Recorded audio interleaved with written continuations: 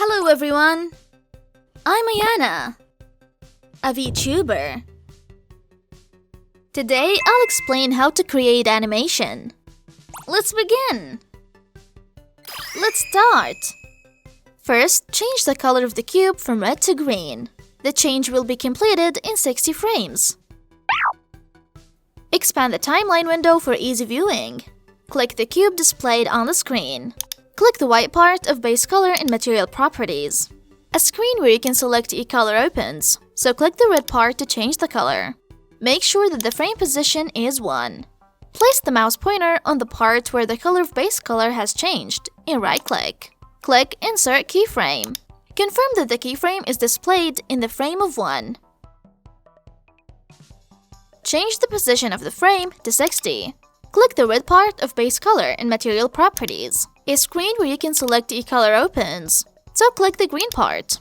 Place the mouse pointer on the part where the color of base color has changed and right-click. Click Insert Keyframe. Confirm that the keyframe is displayed in the 60th frame. Click Output Properties to set the playback range of the video. Set frame start to 1 and frame end to 60. To set the folder to output the video file, click the folder icon in the column under Output. Then, the Blender File View dialog box will appear for us to choose the location to export the file. Create a folder called Blender Test on the desktop and save the video file in it. After creating the folder, click OK. Confirm that the file path set arbitrarily is displayed in the field under Output.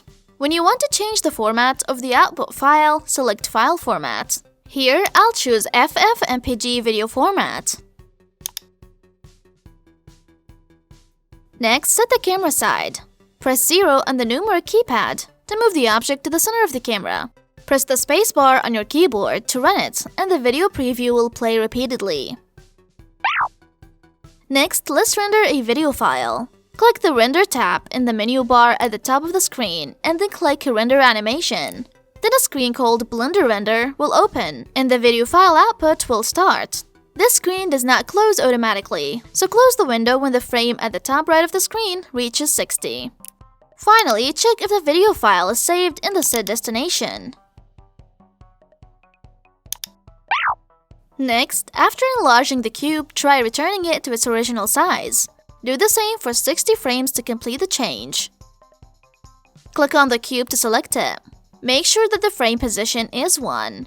With the mouse pointer over the object, press I on your keyboard and click Scale to set it to keyframe. Confirm that the keyframe is displayed in the frame of 1. Change the position of the frame to 30. Change the scale XYZ values of transform from 1 to 2. With the mouse pointer over the object, press I on your keyboard and click Scale to set it to a keyframe. Confirm that the keyframe is displayed in the 30th frame. Change the position of the frame to 60. Change the scale XYZ values of transform from 2 to 1. With the mouse pointer over the object, press I on your keyboard and click Scale to set it to a keyframe.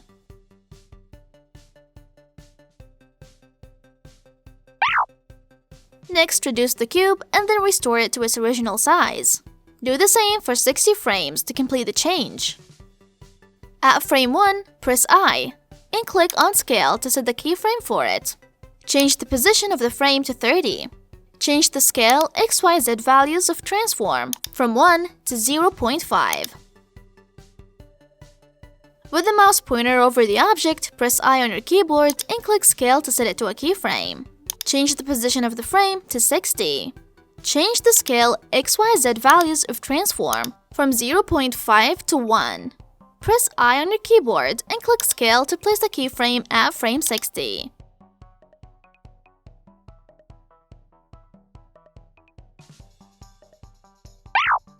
Now let's move the cube left and right on the y-axis to return it to its original position. Do the same for 60 frames to complete the change. Click the cube displayed on the screen.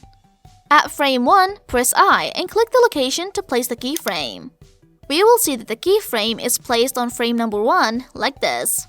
Change the frame position to 20. Change the value of the position Y of transform from 0 to 10 meters. With the mouse pointer hovering over the object, Press I on your keyboard and click Position to set it to a keyframe. Confirm that the keyframe is displayed in the 20th frame. Change the frame position to 40. Change the value of position Y of transform from 10 meters to -10 meters. The object position has moved to the opposite side. Press I and then click on Location to set the keyframe for frame 40. Change the frame position to 60. Change the value of position Y of transform from -10 meters to 0. Now, the object moves back to its original position. With the mouse pointer hovering over the object, press I on your keyboard and click Position to set it to a keyframe.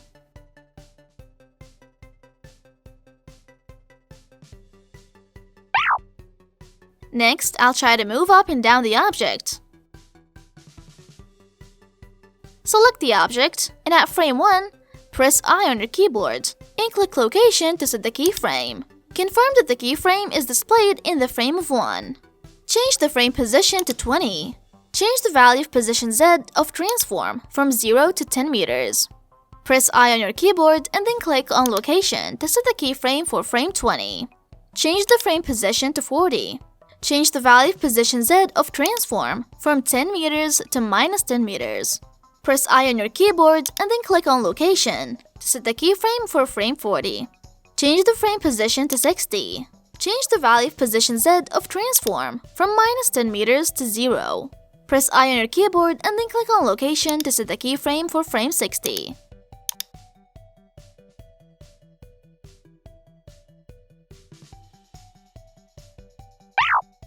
Next, try to rotate the object in the direction of the Y-axis. Select the object.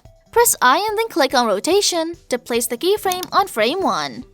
Change the frame position to 60. Change the rotation Y value from 0 to 360. Press I and then click Rotation to place the keyframe on frame 60.